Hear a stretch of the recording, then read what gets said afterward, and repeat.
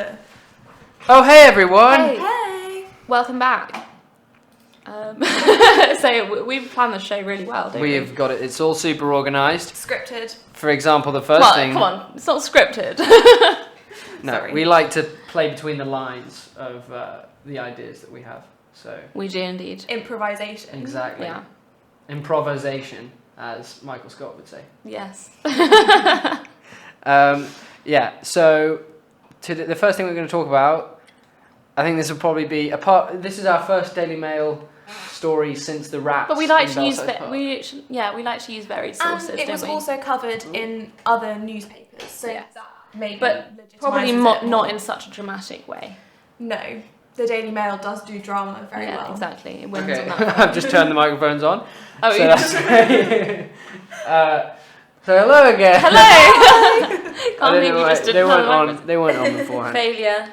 Anyway, so yes, first Daily Mail article since the rats in Belsize Park that are like a foot long, and it's about whiteface, which I didn't know really happened before. But basically, there's a striking campaign by Operation Black Vote, which has Operation. various black celebrities like whiting up, making their Yeah. faces white Yeah. to make themselves look like white people. Well, they don't. It's caricatures. So the same way, like blackface is like Yeah. jet black rather than like the color of actual people's skin. Yeah. Yeah. So that we're looking at a ghoulish Sol Campbell and David Harewood, and It is quite ghoulish, actually. yeah. So they've whited up, and the point is, so the tagline is, if you don't register to vote, you're taking the colour out of Britain. Basic question is this an effective way of making people aware of the issue, or is it as, because I would imagine critics would go, well, what's the difference between this and blackface, which is deemed super un-PC Yeah. and Well, discriminatory. what's the message that they're putting across? Like, or was it say that if you don't register to vote, you're taking the colour out of Britain? So it's like people coloured, like minorities Yeah. basically won't be heard if Yeah. they don't vote, which I knew was a big problem in America, but I didn't realise it was a massive issue here. Well, But voter participation rates are so low here that it's like probably as much a problem as any other like lack of participation. So I'd have thought any way of getting people to vote is a good thing. yeah, the only thing I don't understand is, like, I don't see where a black person's vote would differ from mine, or what options they have that would represent, like, this is going to make a change for, like, people of colour in the UK. That I think Do you know that's what I mean? Like, where's the difference between our Yeah. motives, you know? Mm. Well, Chloe and I got very distracted yesterday on a website that tells you how much your vote actually counts for. And everybody's vote, you don't have a whole vote. I hate to break it to you. Unless you live in a marginal constituency, your votes count for less than a whole vote. So Yeah. this campaign is probably not going to change masses, really. Yeah. Yeah, exactly. But I don't know, like, I don't know what party is going, like, we're going to represent, black, Asian, any type of minority person. I don't know what's saying I've seen that. a lot of discussion about how minorities don't feel like there is. That's a reason why they perhaps wouldn't vote, because it's not. If you look at the leaders of the parties and everything, and That's what they true, stand yeah. for. There's definitely a problem with diversity in among the parties. They've got a lot of women, though, among them. Yeah. The big three, no, but, like... but the extra The ones that they brought fringes. in. Yeah. Yeah, I suppose the people with no real influence. But and speaking of women, haven't the Lib Dems been targeting women recently? Do you know the They're answer trying to to get. this? Yeah, they have. I was trying. I don't know much. I don't know much about it. I was just wondering if you've seen this at all. I haven't really. They're trying. Well, you know how they're like losing. Yeah. Losing seats probably. They're doing a they last will drive get to show, absolutely- because I think they've got quite a few female candidates. So they're trying to drive up the support for that. Yeah. Apparently in Sheffield, where Nick Clegg's standing, It's not looking good. he's gonna be absolutely demolished. Yeah. Well, one of my friends is from Sheffield Hallam and hates him.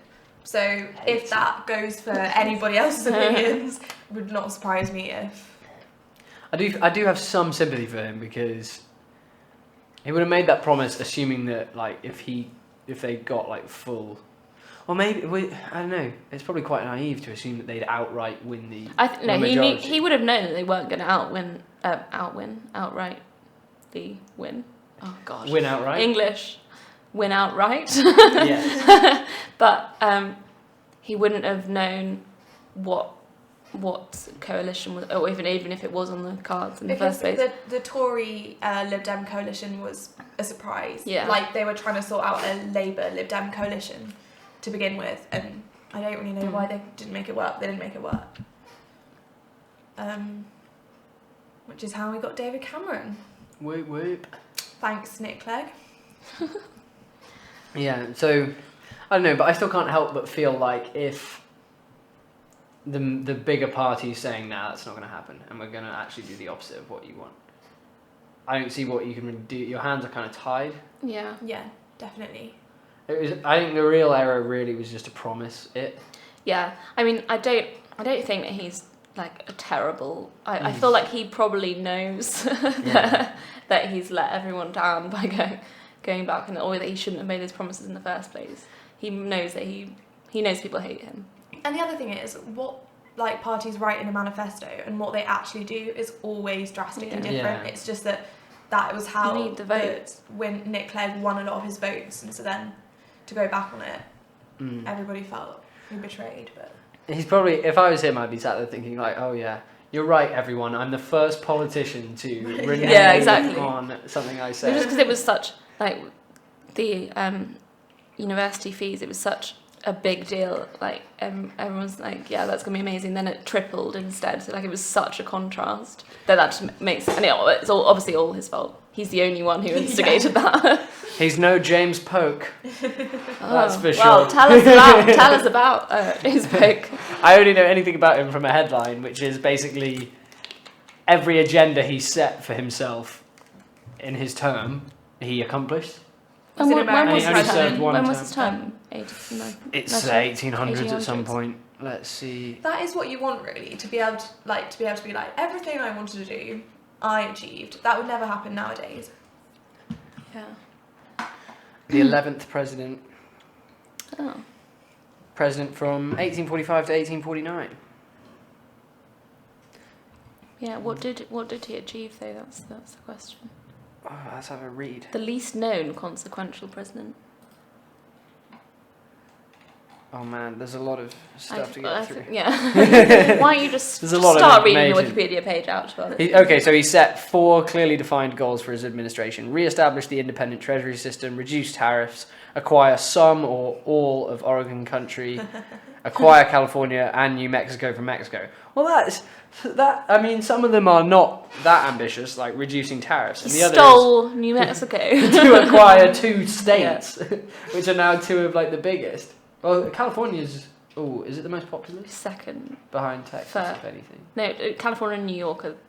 I don't know which one's more populous. I can't remember. Texas has got to be first or second. But Texas is like big, like land-wise. But then it has But- Houston, Dallas, Austin. Yeah, I don't know. Yeah. Like those are 3. Those are 3 big places. Yeah. Well, the best. But then the East Coast in general is more populated. Mm. Whilst we could debate this, We could Yes, look it we- up. Okay, so Team Miles is saying Texas is bigger than New York. Team Miles. Yeah. 26.96 Okay, cool. We're going to try million. and keep talking while And he's then looking up. New York state New York- population. oh, come on. New York State. So 840. 19.75 million. I've forgotten how much Texas was. Texas 29 is- 29. Texas How much is is bigger. California? California, I think. 35.16 Ah, so it is the million. biggest. So California, Texas. No, and that's New York. Canada, Hannah. Oh. No, but California is Yeah, about. okay, I know in which this. This is case, about that's 40 not million. correct. California is about 40 million. I'm pretty sure. Yeah. Because Bill Maher was talking about it. There you go. 38. Yeah. So it's very So- similar, but you did misread did Canada misread for California. Cool. Yeah, that's. Well, that's sorted then. Well, there you go. So California is indeed the most So popular. James Polk acquired the biggest state in the US. But then I population-wise. assume this many people didn't live there when he acquired it. It probably happened, No. started to happen after that. All I'm just saying is. But he set it's the a good get. groundwork. It's a very good get for Yeah, the he US. did well. He did well. Considering he had to fight the Spanish for it, or Mexico. I can't remember if they were Spain. What, still he or actually had to go to war for it? Yeah, all of the West Coast up to like, I think almost as high as like Washington State was owned by Spain. Interesting. So, and all of like New Mexico, obviously. and Hence the names Texas. of some of the names of the states. Yeah. Are Spanish. Yeah. I actually did a course in Spain on the entirety of US history. But then Really? I abandoned it because they wanted me to do a 15-page project, which I wasn't really, I just wasn't feeling that. Was it? You make it sound like it was tinged with bitterness about like losing like half the US. Oh no! She didn't really imply that she was bitter about this. Actually, hang on. No, it wouldn't have been Spain because 1845 is roughly the time when they were fighting the Mexicans, right? I'm pretty sure. Yeah, sure. They fought the I Mexicans. don't know. I know that there was a civil war in Mexico. Was it civil war? 1910. That was Yes. That was By the 1890s, Spain had lost all their colonies. yeah. Yes. Poor Spain. So, Treaty of Paris. And they lost it all. But yeah. So basically, James did rather well. Yes. good one, He- James. He did have. Well, there you go. That's pretty good. Like if you said 4 things, it's like I want to do 4 things. Oh, did he only? Oh, okay. Well, that's the agenda, Well, isn't sorry. it? He only said he'd get New Mexico. And He also California. said he wanted to serve only 1 term. So he did it all in 4 years, which is ridiculous. That's good. And he was like, so he acquired Oregon for the north and Texas for the south, just to appease both of them. So like, if he gets Oregon and then the people decide like, we want something. Okay, cool. Well, we'll fight the Mexicans for Texas. Yes. So, what do you think about Ben Affleck suppressing his the fact that his ancestors owned slaves? Have you heard about this? I've been, not it's heard been about everywhere. it. Like Encountered this, but- I feel like so on the US version, I can't remember what it's called, but of Who Do You Think You Are? Yeah. He was on it, and I think he probably already knew, but he asked the producers not to include the fact that I don't know who it was, someone in his past owned slaves, but lots of other people who've been on the show haven't hidden that and never let. Yeah, I feel like it's not his fault, you know? It's not. And I think people know that, don't they? Yeah, people aren't going to be like, oh, Ben Affleck, like, it's your fault that your ancestors owned slaves. It's probably worse now. Yeah, People know. because now it's like, obviously it's something to be ashamed of, but in trying to hide it, that just, Yeah. it definitely makes it worse. Yeah. The only reason I can think to do it is he wouldn't, if he's having a show about his genealogy and then slavery comes up, I imagine that would start taking up the whole show and he would probably Yeah. spend a lot of it. Well, that's what's been claimed is that the few, like, because you know they focus on like a few interesting Yeah. people, Yeah. and so the interesting people happen to not be those people, which like could be true, but also Yeah. it was I don't Yeah. know. I don't know. I think that if they'd have done the show and suppose like they had gone with the slavery angle, he would probably then spend a good half of it like apologising. Well, Yeah. not apologising, but like, you know, you get one of those like long things about slavery was so bad and stuff. And it's true that like that's obviously true, but A, like most of us know that by now, and B, like it's not Ben Affleck's responsibility to Yeah. like. Yeah. And it's a show about like his family and stuff. I get that. I think if you try and suppress, if you don't want anyone to know that your family owned slaves, that's one thing. But like, if you just don't want your show to be taken up by like a bad patch in your family. I history. suppose the question is whether or not his like interesting ancestors, like that they did choose to focus on, were as interesting as those that owned slaves or not. Because if they're not, then you know. Yeah. Well, Difficult one. just thought that was just tie that in there with anything we're talking about the US. Yeah. So, have we finished on James now? James Polk. I actually really want to know more about the guy. He might well be like my favourite politician at this rate, because I've never heard of a politician like achieving Just so wish much. Ed Miliband was more like James Polk. It's just what I. You should definitely run on that, like the new James Polk, and just watch as the electorate just like shakes their heads in such a confusion. nerd. care. Yeah. Wait, who? Why does he even know that? I have to say, I am hoping that Ed Miliband does get in, just because then we will have 5 years of a really hilarious Prime Minister. Am I tough enough? Hell yes, I'm tough. Well, I'm glad you asked that question. Yeah, I've when they found his notes from that he was like gearing himself up for this, like I can't remember exactly what they said, but it was so funny. It's like stuff to do with like smiling and like being a warrior. Yeah, oh yeah, be a smiling warrior. I think it actually. What? Did you hear about this before? Was it After with the debate? second debate? Yeah. Someone from the press found some notes that he'd written for himself, He'd left like in just his psych dressing himself room. up, like along the lines of "You are amazing, you can do this," that sort of thing. I am tough enough. You are a smiling warrior. You are a smiling warrior. Yeah. I found an article yesterday, well, the interview with him in Time Out, where he said that he'd never heard of the phrase YOLO, and decided that he wanted to use that from now on. And also used the word crumbs. Crumbs. What? Crumbs. That's funny. So, yeah, Well, there's lots of he's just quite a comic figure.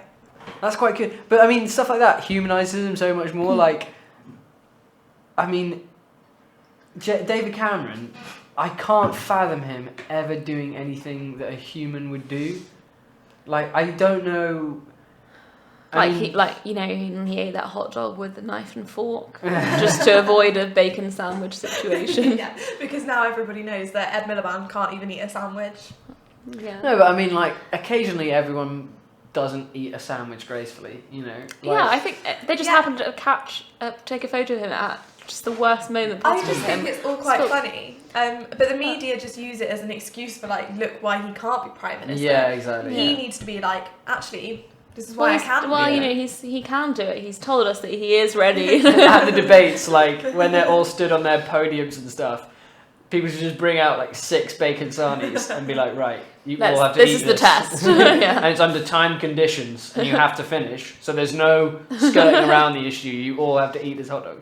And then just be like, right, are we all aware now, at least, that it's irrelevant how fast you eat a hot dog as to whether you should be Prime What do you think though about the fact that David Cameron refused to have the debate with the other parties? Well, he did eventually. He did sort of put it off. In the most recent one. Yeah, he did one, but that's all one, he's doing. yeah. Yeah. I don't know why. I think they've got a fairly strong record to run on. I mean, the problem. I don't know. I don't really know. It implies that he doesn't take the other party seriously. Like, Yeah. I don't know. I think the only reason you don't want to do it is because either you're really busy, or you have something to hide. He's got something to lose. The Yeah. others want to show more. It's because Ed Miliband has only had some stuff to gain from these like public appearances. Yeah. Whereas if Ed Miliband does like slightly well, that takes away from David Cameron, who could give like a normal performance. And Yeah.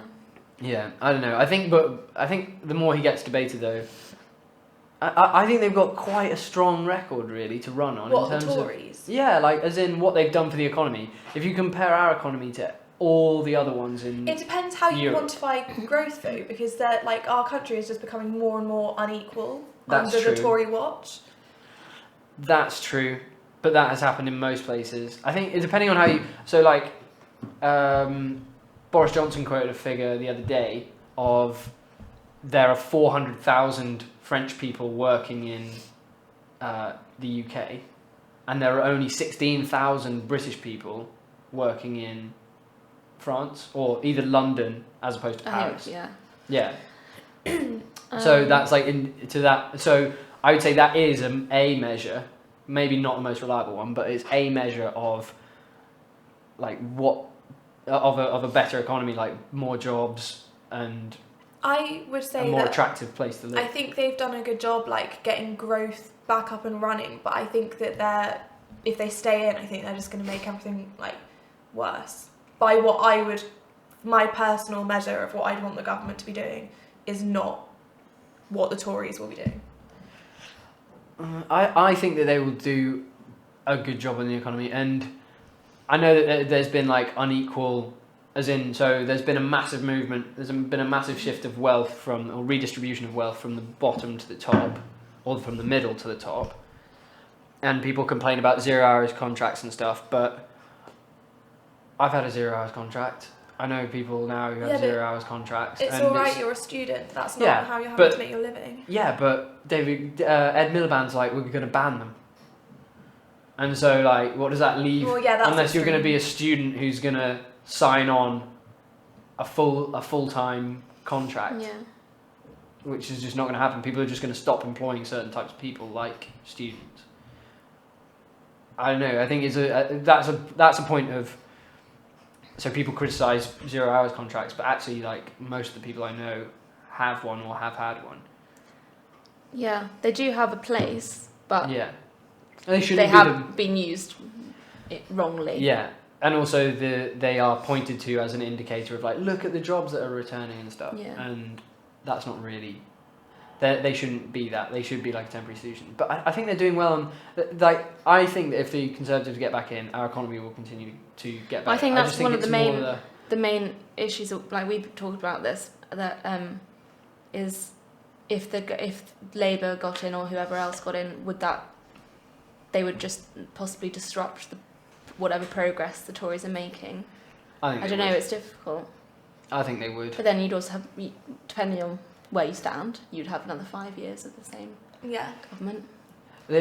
I just think the only thing that gives me real concern about the Conservatives is their social policy. Like, on social issues, like half the party voted against gay marriage, and some of them defect to UKIP. They're moving right to accommodate the fact that people are going to start voting for UKIP. I just don't like that as a trend. My other issue is that, like, economic growth isn't everything. Like, you want jobs to be being made and you want people to be like, but that's not like necessarily the ultimate goal, to have like huge GDP increases year on year, and that's what everybody says is like really important, and I just don't think that should be the main goal now that we're not in a recession. I think my personal opinion, when they go on and on about the deficit being a real issue and like needing to make a lot of cuts, is that the deficit isn't a massive issue. We've had a deficit for years and years and years and years and years. Everybody has a deficit. Everybody has debt. We're never going to be asked to pay it back. We're never going to be running on a budget surplus. So that's not like cutting down on like the hospital, like the NHS and stuff.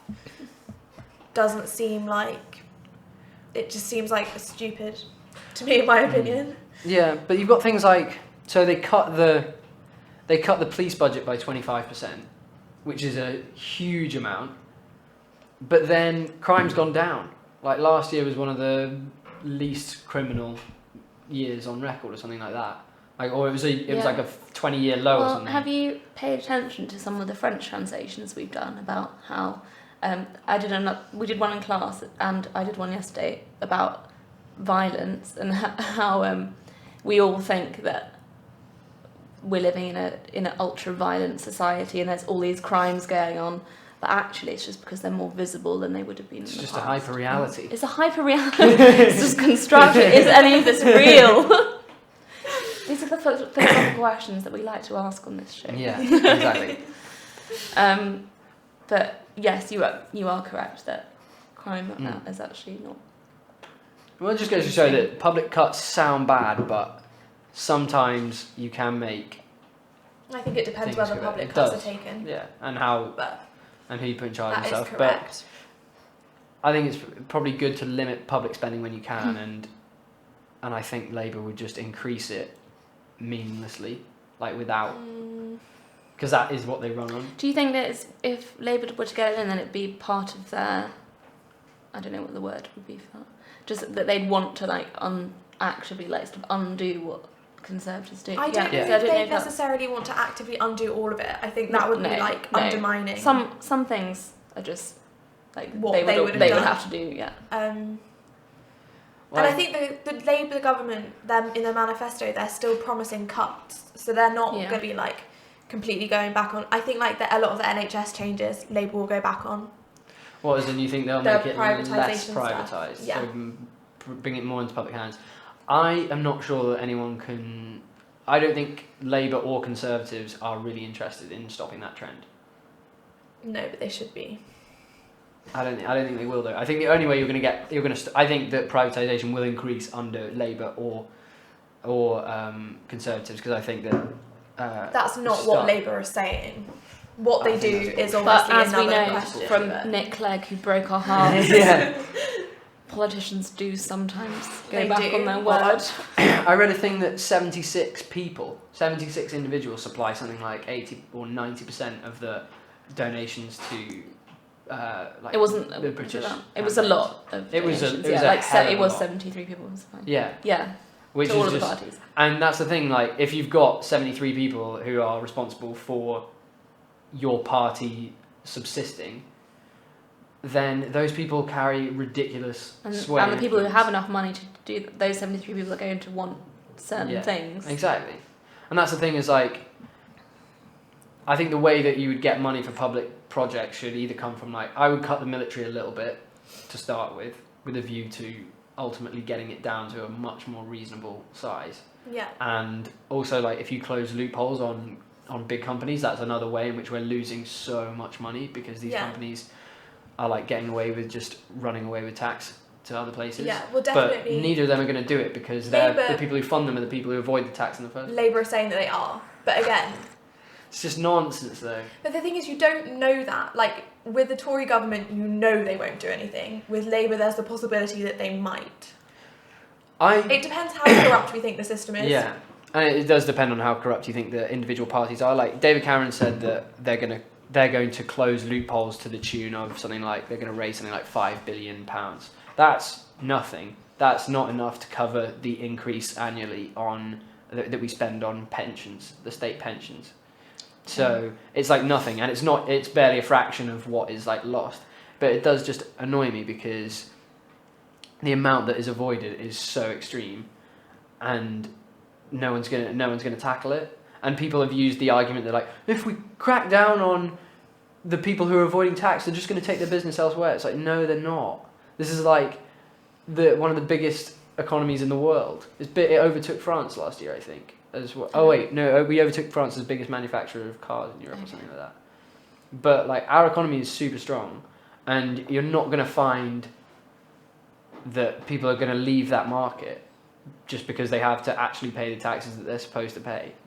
Especially because actually the money that they'd be paying, they probably wouldn't even notice it going. Yeah, exactly. But I think closing the loopholes, very difficult thing to do. Yeah. And more will just emerge. Like, these things are hard to legislate for. Yeah, they are. Unfortunately. Well, will things ever get better? I don't know. Should we take a break? Yes, let's listen to a song. Any requests? What song?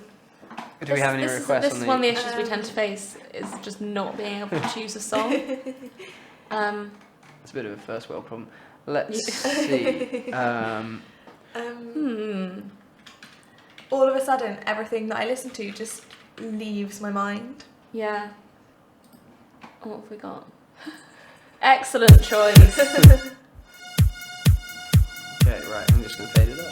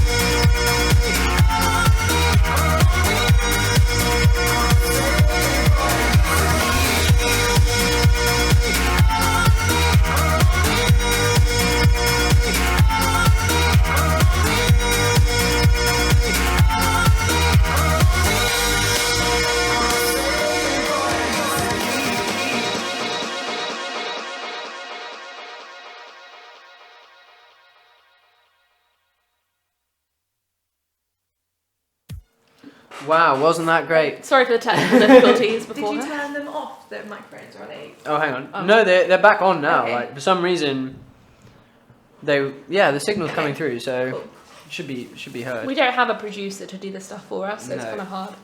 So it's all in my very Sorry capable about hands.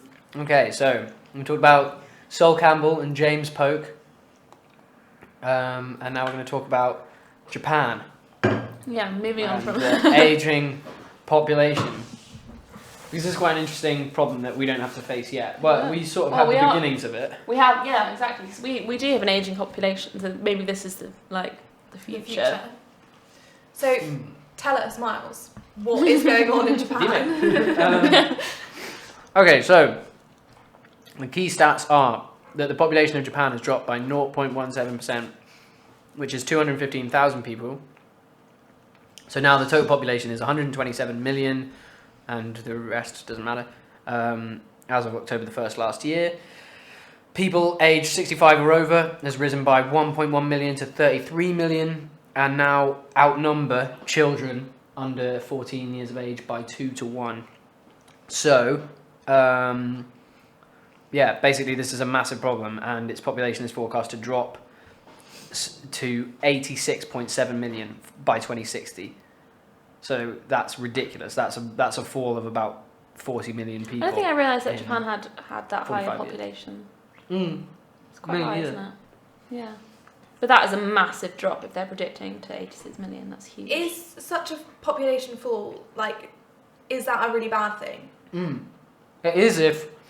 So they're going to have all these retired people Yeah, And there's not gonna be enough no one to people to support pay them. and for no the one old to pay people. for it. That's the, like it's less people isn't necessarily bad, but then this is On the balance is just there's going to be no balance. Yeah. And then you also have not just the fact that these people are retired getting a state pension. It's as you get older, your health expenditure increases. So they're going to have a huge problem keeping that under control. That's why over here, like, we'll be working Forever. longer Yeah. because to pay for the pensions and healthcare of. It's a good thing that we'll be getting our bionic limbs soon. Yeah, And when's our that? augmented Yeah, brains. we're gonna need them. Yeah. Sorry, this is not really related, but have you seen this thing about the first head transplant and the Yes. Russian guy who's Yeah. going to be? Who's donating their body to? Is that It was just a random guy, and I read about it. Like, this is really useless because I can't remember the details. But it was literally just a guy that was like, I can't remember what he was suffering with, but was like, oh, well, if it works, I'll be better for it. Wait, but so what's happened to the his guy. head? Are you talking about the head guy with the head? The guy whose head's being Oh, transplanted? the guy. Yeah, because the guy whose head's being transplanted has like some wasting muscle disease. Yeah.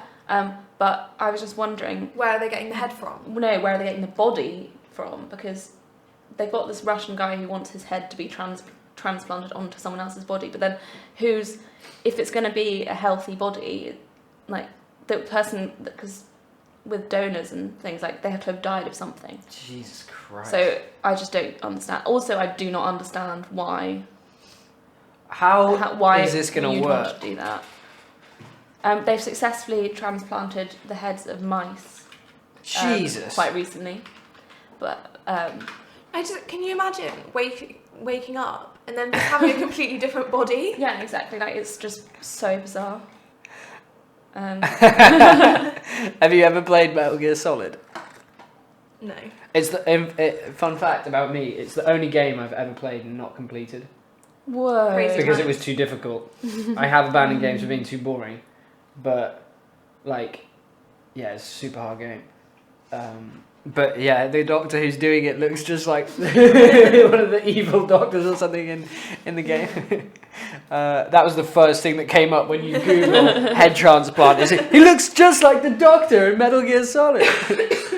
A head transplant. Oh my god.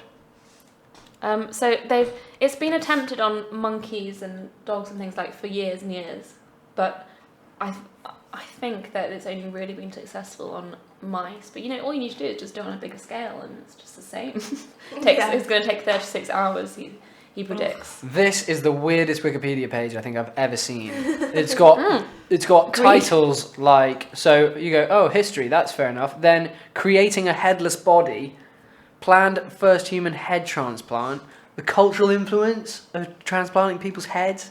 But can you just tell us what's under creating a headless body? Because this is what I'm unsure about. Well, I mean, they can do, well, actually, we probably won't tell you that. I'm just wondering where this body is coming from. It tells you how they created headless mice by getting rid of one of the genes in the developing embryos. So the gene that makes your head grow. But, okay, so that's not going to be only applicable, 4 is of it? them Well, it survived might until be. birth, with Then no what's they gonna nostrils, grow? no mouth, or anything to breathe through. They died. So then, but they can't. They're not. I don't feel like it would be as easy to grow a human body in this way. You could do, though. There would be Yes. some way. But I don't think that we're there yet. No, This we're doctor not. claims that we're basically able to do this head Which transplant. doctor? The doctor from The Metal doctor- Gear Solid. Yeah. Apparently in 1997, they successfully produced headless frog embryos. But Why? that's all that it Why says. do you think people started doing this in the first place? I just don't understand. I mean, I know it's not for anything. Yeah, really, who is it? It's just funds like, this research? It Yeah. is. It is. What's it something. for? Well, the guy with muscular dystrophy wants a new body. yeah, but where's the body coming from? That's It's going to be a headless one that we keep in a big vat. It's been grown because $12.8 million this head transplant is Oh costing. my gosh. I think it's good to push science like this. And whatever the outcome, it will be, if nothing else, interesting. I wouldn't put my own money towards this project, but I'm glad that someone has. I think that's good. There's this bit, I read this yesterday, that they call it heaven surgery because it's like it's a combination of the scientific name that they're calling it, but it just goes to heaven. So They it's said, nice, isn't it? I read an Makes it article sound about lovely. so the person going through it could suffer a fate worse than death. Yes. Like, Yeah, I saw that. But I don't... grim. How... It's like it was. They're not sure whether he would actually be able to move or breathe properly, or like. But we he don't would be know. alive. Well, yes, if it was successful, because it might not even be successful. But he seems to be willing to take that risk. Take the They're risk. gonna it's so weird. They're gonna saw off his head, put it on a new body. And what if they in cutting off the brain, that could just he could just lose Yeah, I don't know everything, how it could they'd stop. have to keep his head going. I don't know. The main issue is not that. It's the spinal cord. Oh, That's the main thing. Oh, horrible. Yeah. But where are they getting the body from?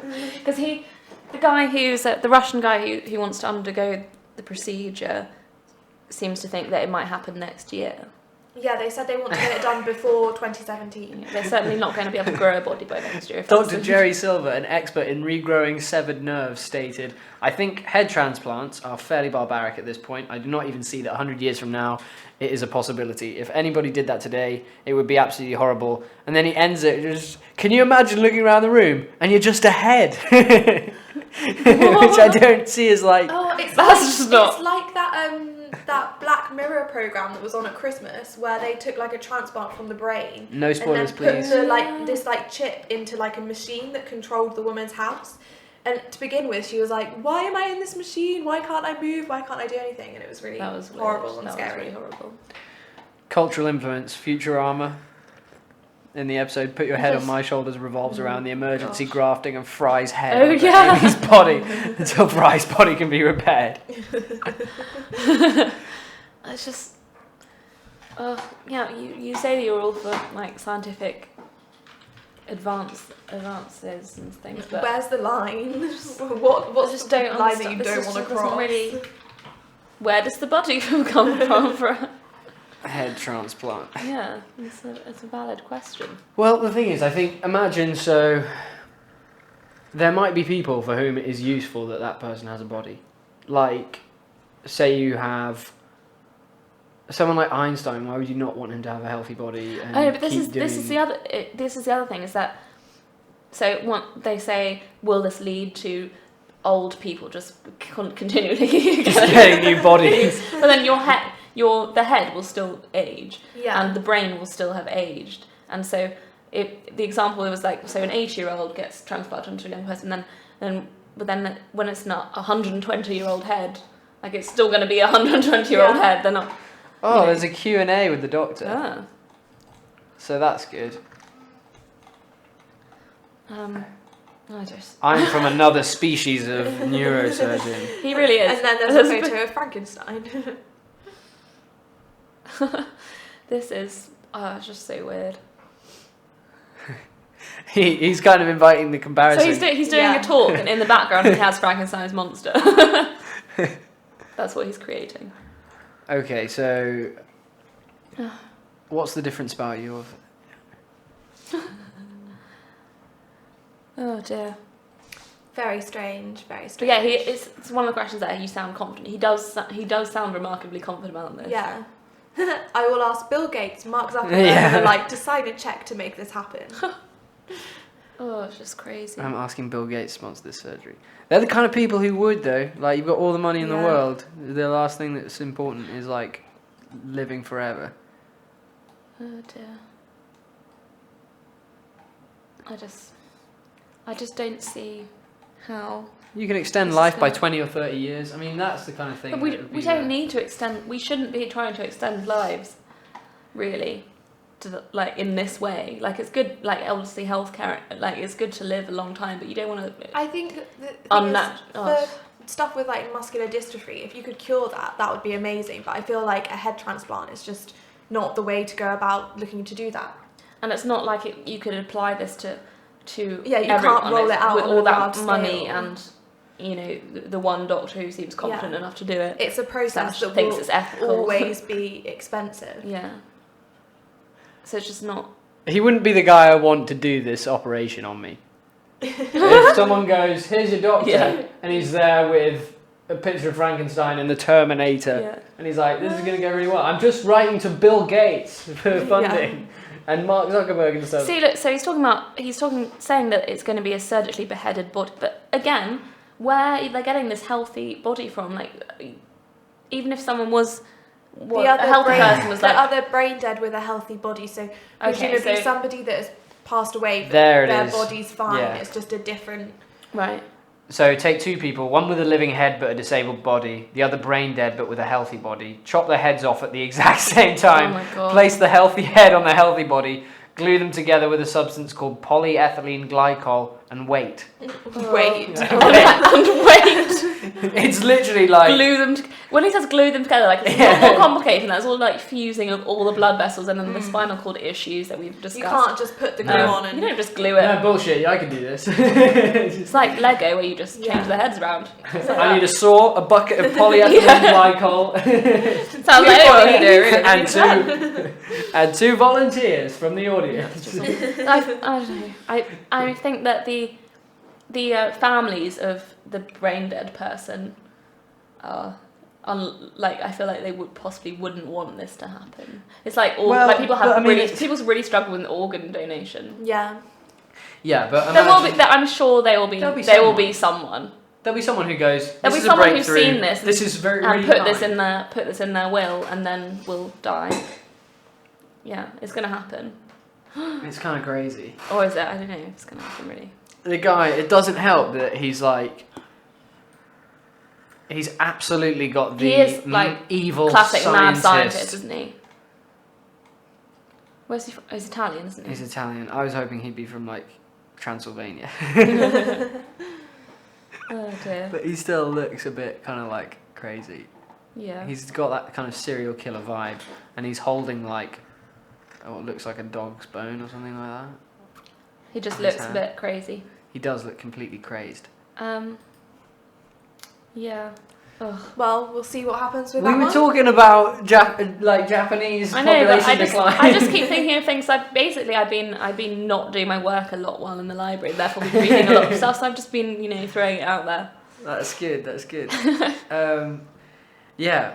The thing about the population decline, though, getting back to our original point, was that... So I saw an estimate the other day that the world's population is going to increase to 11 billion.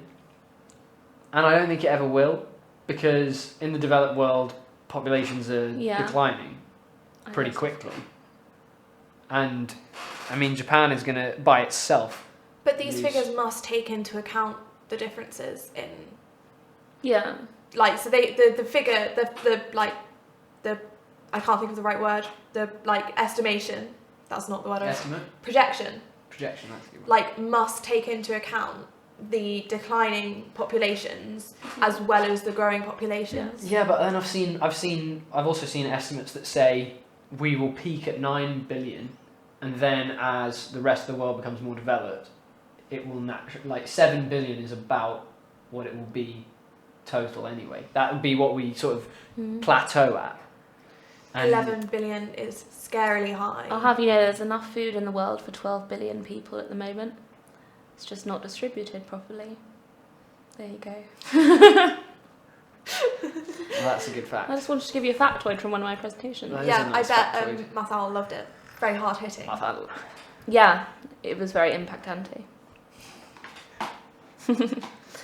Cool.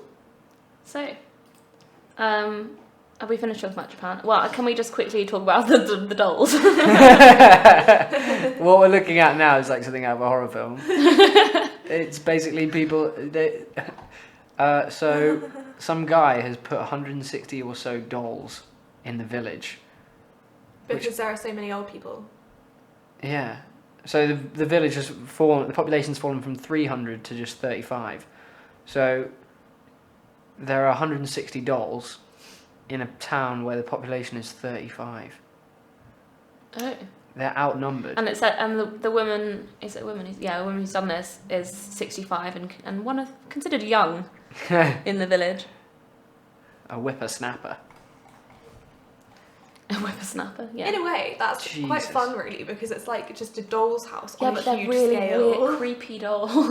When the last 35 people either move on or Like die off, they got it it's going to set be up. the scariest place on earth. Yeah. They got this classroom set up with a doll teacher and doll students. Like, It's like a really good setting for a horror movie. why? Yeah, why, absolutely would be. Why?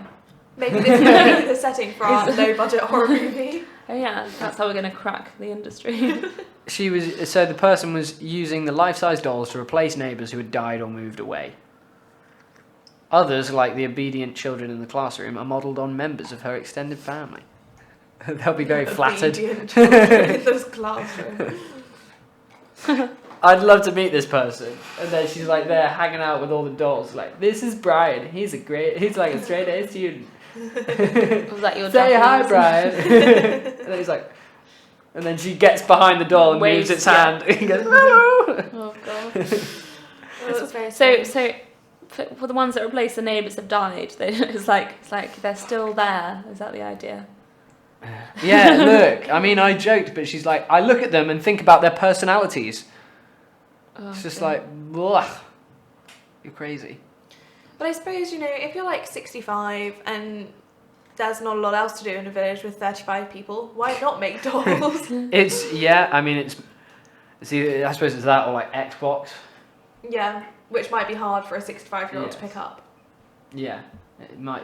The ship may have sailed on the Xbox for someone of that age, but then you are just going to turn this place into like literally the So set like, of a horror film. there's a picture here of loads of dolls. Just a guy chilling by a log pile. Looks a bit like Frank. It said that some of them are waiting at a bus stop. I don't know whether that's a picture of all of them waiting at the bus stop. So if you're going to the bus stop, you just have to wait next to all these dolls. I feel like 35 people probably don't go out much though. No. Jeez, that is going to be a super scary place. Yeah. Oh, it's just sad because she just doesn't want the village to just disappear. Yeah. In Trying to 10 change to it. 20 years, there'll be no one left in the village. Very, very sad. Yeah, I remember seeing a documentary about not about this particular village, but in general in Japan, where there were a couple of places where there were towns, and next to the towns they built like theme park type things, but then they'd just become abandoned because there were just no more children anymore, and then gradually the whole town everyone just moved away from the town, and there were just like a couple of old people there, and this was multiple places around. It was just so sad, and also really scary. It is sad, but then, life changes, Yeah. things move on, and I suppose it is kind of sad that something's been lost, but at the same time, like something's been gained. somewhere else. You know, like people have moved into cities. There's probably like, I don't know, there's probably parts of Tokyo that have emerged in the last like 20 years because of the movement of people out of villages like this. And, you know, that's a creation of something. It's just time. It happens. It's like when, this is kind of a non sequitur, but it reminds me of when like the Académie Française goes, oh, stop bringing in English words, it's destroying the language and stuff like that. But it's just the way it goes. It's just how the cookie crumbles. We will not say weekend. It's just like, if everyone's saying it, you really don't have a say in the matter. Well, no one listens. They're kind of a joke. Don't tell anyone about that. Oh shit. Don't tell Marie. Yeah. But yeah, it's whenever there's like a resistance to, or when you just see, oh, something's changing, so it's bad. It's not the way it used to be, so it's like really terrible. But yeah, well, soon there won't be anyone left in Japan anyway. Yeah. If they lose. Wait, we can do the maths here. 45 years. They're losing about 40 40 million, yeah. 40 So that means in 90 plus 45, 135 years, there'll be no one left in Japan. That's assuming that I don't think everybody I stops know having that children. I am aware that is a ridiculous thing to say before you go, well, we just want to call you out on it. my brother's going to call him like, Mother, ridiculous! Because, you know, equally, if everybody in Japan stopped having children, like, today or tomorrow, then there could be no one left in Japan in, like, 50, 60 years. Yeah, obviously these estimates are like... So, you know... It's only extrapolating... Shut up, Miles. It's only when you take, like, the figure of they lose, what, like 0.17% of the population every year. Like, it's only when you take that figure and just extend it and don't account for anything. Because the thing is that the death rate's probably going to decrease after a certain amount of time because there's just going to be less. There's going to be fewer people. The more people die, the less death there is. At the moment, there's like lots of old people and like not. So soon the old people are like when the people who were born when the highest birth rates were are going to. It will balance out. Be gone, again. and it might balance out again. It depends how. If not, they've got an depends ever-growing how doll fast the birth rates population. fall in. An ever-growing doll population. Yeah. So, Someone's got to make these dolls now. I mean, the average life expectancy in Japan is like, what, 81 or something like that? I think That it's woman's a lot. It's got quite a high, good isn't it? 15 years of doll making left in her. I reckon Yeah, definitely. she's produced 160 so far. There's 200 in neighbouring villages. So this isn't unusual then, or maybe it is. this is like, no, this is a thing that apparently happens in Japan now. That's indicative of something really crazy. Imagine if like that was happening in the UK. You just don't need people if you've got. I mean, the dolls don't argue. The dolls don't need politics. They They don't anything. need money. They just they just sit. need one outfit, and they need Yeah, place exactly. to stay. They just need some logs to chill out Yeah, on. exactly.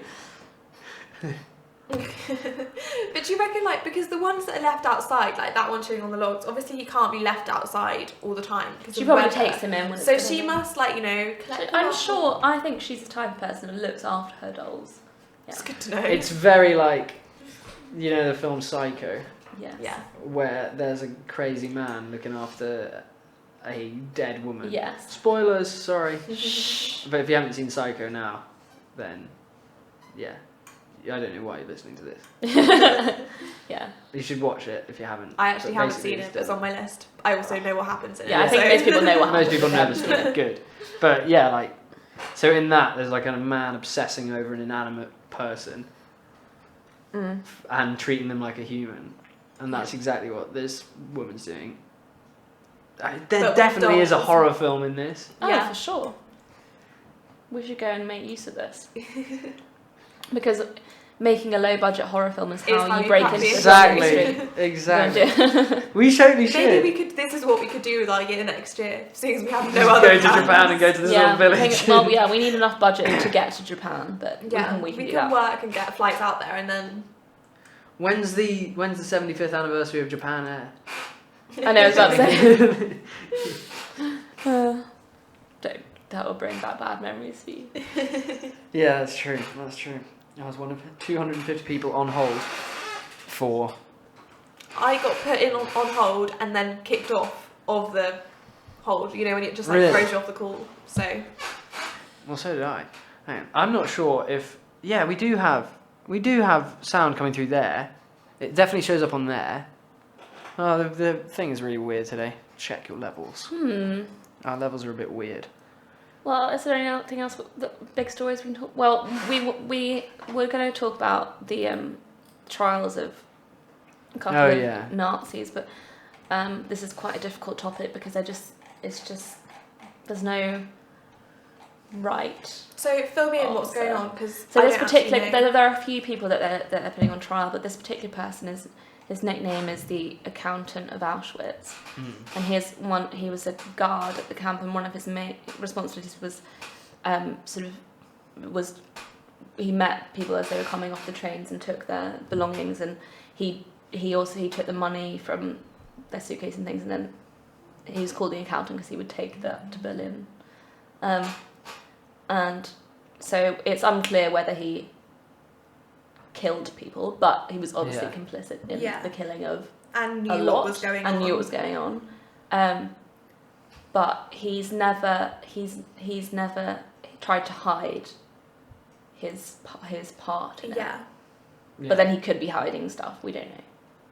Yeah. I think that our microphones are working correctly because Andrea's just texted about the low budget horror movie, so no need to worry about that. She said something about a doll tea party. Hi, Andrea. Shout out to Andrea. So they are trying this guy. Yeah. Apparently there's 11 people they're investigating and 3 have been brought to trial so far. And if he's never tried to hide it, how has he got away with it? That's the thing. I don't really know. They're probably trying to make a case against him for a while or something. I don't know. But he came out and he did an interview about how the Holocaust did happen because he was sick of people saying that they denied it or said that it didn't happen. So he was like, if I go on record and say, look, I was there. And he did say things like he saw the gas chambers and knew about. So it's not like he was. He was one of those people who didn't know what's going on. If he's convicted, what would his sentence be? Well, I don't know, because he's 93 years old. I don't know. Because they don't have the death penalty in Germany, do they? No. So, just prison. He can be trialed in. But he might be too old or too ill for prison. I don't know. It's kind of pointless at this stage now. But it's just symbolic, isn't it? Yeah. Because this is obviously something that's be able to try. That Germany have struggled with for a long time. Yeah. And yeah. What I was saying to Chloe on the way down is that this irritates me because there are companies that are still around who supplied the gas and gave money to the Nazis or gave weapons to the Nazis or basically directly contributed to what they were doing. Well, and those people he was a massive Nazi sympathiser. Was he? And VW cars were also set up by Hitler. So all these two car company examples. Fanta was set up in Nazi Germany to run against Coke, basically. Yeah. When Coke was pulled from Germany, I think they set up Fanta. And Fanta's still going. And Fanta still haven't answered for their we need to role. hold them accountable. But I think this is probably similar to the question about Ben Affleck and the slaves. Do you hold a company accountable now for stuff that won't have been done by the people that are currently running it? It's the same. There's it's nothing much was done about it at the time or immediately after. It took so long for trials to happen, even when Nuremberg trials were happening 20 years later. That not everybody was found. Were the Nuremberg trials 20 years after? Yeah, they're in the 60s. No way. I'm going to check that. That doesn't sound right to me.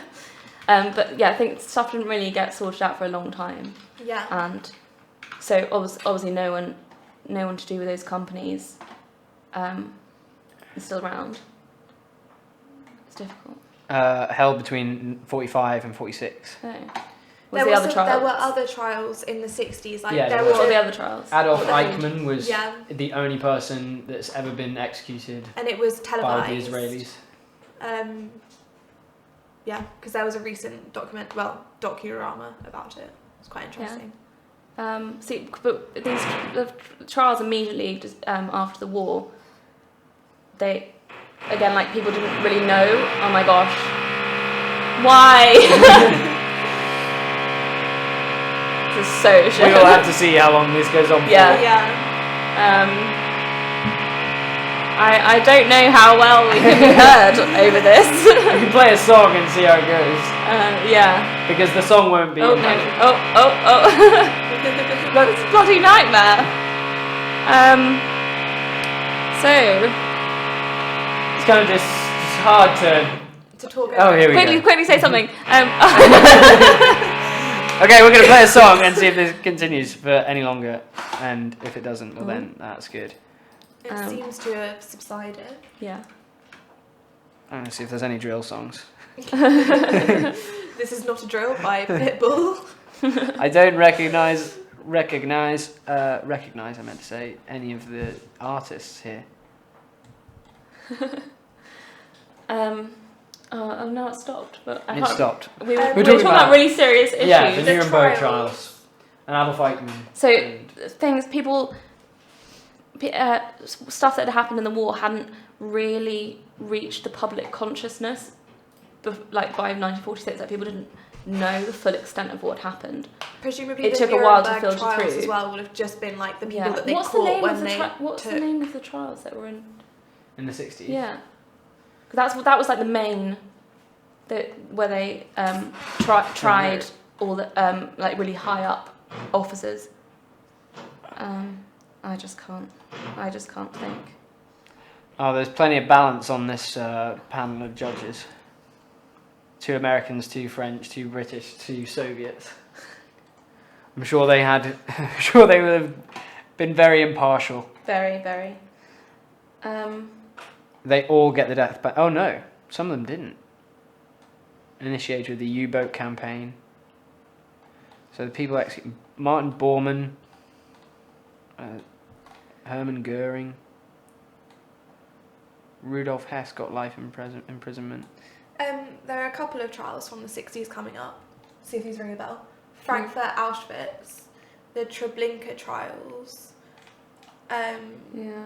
I mean, there were These are the obviously only ones lots that are of. coming up at the moment, But I think that's when it mainly happened. But also a lot of the people who are most accountable committed suicide before they could even be tried. Which is obviously an issue. So Yeah, I don't know. This is a difficult topic, and it's. I don't know. You can't say he's obviously not innocent. Yeah. And it's difficult to know how guilty he is, and it's difficult to know whether 70 years later we should still be. I just got a feeling like. I think that 70 years later, if he's still alive, he's still accountable. Yeah. But Yeah. I just feel like he was in the army. It's what he was told to do.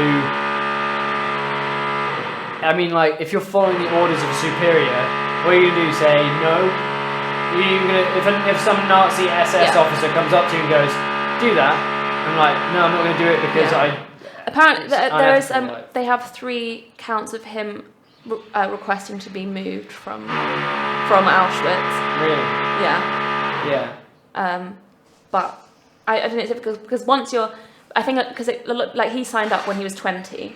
A lot of people did sign up very young, not knowing necessarily what they were getting themselves into. And once you're in, it would have been impossible to get out, really. But that doesn't mean that he didn't know what didn't agree with it. But I feel like there would have been some cases where once you're in, that's that. Yeah. There's no way out.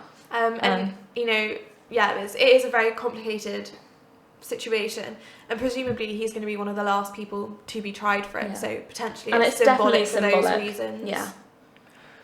But this is the kind of thing that gets me. So, like, I'm looking through a list of all the people who were tried at the Nuremberg trials.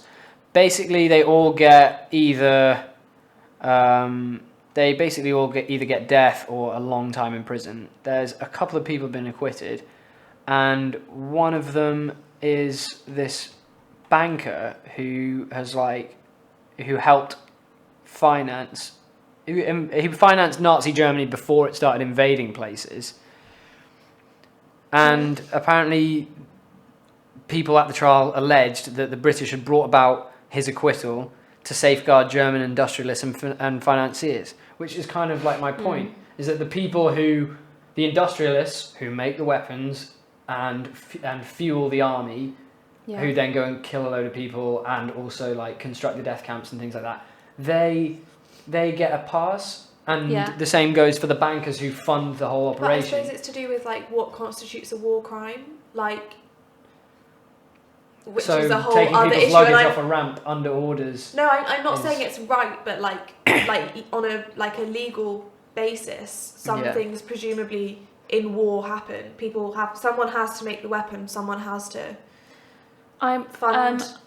So Sweden was neutral in the war, but they made ball bearings, which were essential for all the machinery of both sides. So the war wouldn't have happened if Sweden wouldn't have been able to if Sweden hadn't supplied that. There's just the people are accountable on all sides in all sectors, and obviously, and it just happens that the Germans, because they lost, the ones that are tried for that. And obviously, what they committed was atrocious, but it's all to do with who wins and who loses, and yeah, that's true. That's a Chomsky-esque insight. Oh, Chomsky, your favourite. Big fan of Chomsky. I'm quoting Chomsky in my French presentation. That's a good choice. Thank you. But his quote that I like is that, or his idea that I like is that, at the Nuremberg trials, they had a real problem in defining war crimes because they had to put people on trial, but Allied forces had done pretty much everything that the German forces had done, bar like the death camps and stuff. But I mean, like the firebombing of Dresden, the nuclear bombs in Japan, basically like the Allies had done things that if we'd lost, or if the Allies had lost, the equivalent of the Nuremberg trials for us would have been pretty horrendous as well. Like there would have been people. There's a lot of things I like. So recently, I was studying a Polish film made about the Warsaw Uprising of 1944, and I didn't know very much. I haven't never known very much about like the Soviet side of the war, but so the Polish Home Army staged an uprising which lasted like a couple of months against the Nazis that were there, and they had never had any chance of winning because they just didn't have any supplies or weapons and things, and the Soviet army basically just waited outside the city for them to be crushed in order so that they could take Poland. Really. I think they did the same thing to the Finns. Like the Finns had Nazis in there, and like they had a similar situation. Or I might be conflating the two things in my head, but apparently they did do this same thing where they just waited for the two to like destroy each other or wear each other down, and then moved in when they could have just. But I'm seeing a stat which like about France, when French people asked like who helped them the most in the war, and they say the Soviets above. In 1945, US and Britain. In 1945, they say something like 80% say, Soviets were most responsible for. But even later than that, like the figure lessens, but they still say that. Yeah, and it's only in the last 20 years that it gets to the point where they think that it's like mainly the US and Britain. I think it's because the Soviet front massively helped the US and Britain, so it's that. It was a huge operation. Yeah, but like no one is particularly more. Yeah. Without any of them, I think it would have been potentially a different Paris story. liberated itself, as de Gaulle said. Yeah, sure. Yeah, he created the resistance myth. Yeah. Really? That's what I'm writing about at the moment. Oh. He was. How does he get away with claiming that? Well, because of the day it was liberated, he just made this speech and it was really like empowering, like he was the eternal France liberated herself. No one collaborated. Everyone was in the resistance. We all did this, because no one wanted to Yeah. remember that. They It's wanted- like it's like when we've been looking at the Spanish Civil War and like the fact that they just like once Franco died and they had the transition to democracy, they just like legislated about not talking about what had happened Really? Because They passed to- legislation about that? to like create a well, there was like unified specific country. historical memory that was like constructed, like this is what we're remembering, this is how we're remembering it. Yeah. Because otherwise, like if you start to remember some of the darker sides of what happens during those times, like you could land up with a lot of civil unrest at least. Yeah, but I don't know how effective it is really, because like the people who, when you speak to people whose families were involved in that, they are sensitive about it anyway, and it doesn't really matter what the state tells them. Like People, but then it's you can privately remember, but publicly, like it's a totally different thing. So for going back to the Poland example, it was the whole Warsaw Uprising thing was suppressed by the Soviets. Like it wasn't allowed to be talked about or shown at all.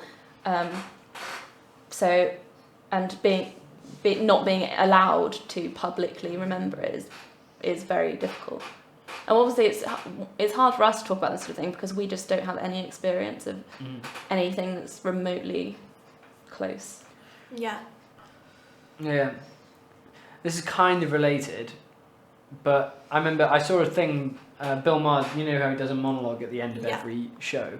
So he did one about how like guys obsess over like football and stuff as a way of like outsourcing their masculinity, because there's no venues for men to be like masculine in the world anymore. Like, and sport is kind of one of them, or sport is one of the only ones. Most people aren't good enough to actually make a go of it, so they outsource it. You know, they wear their favourite footballers' shirts and stuff, and so they sort of like have a masculine identity vicariously through sportsmen and stuff.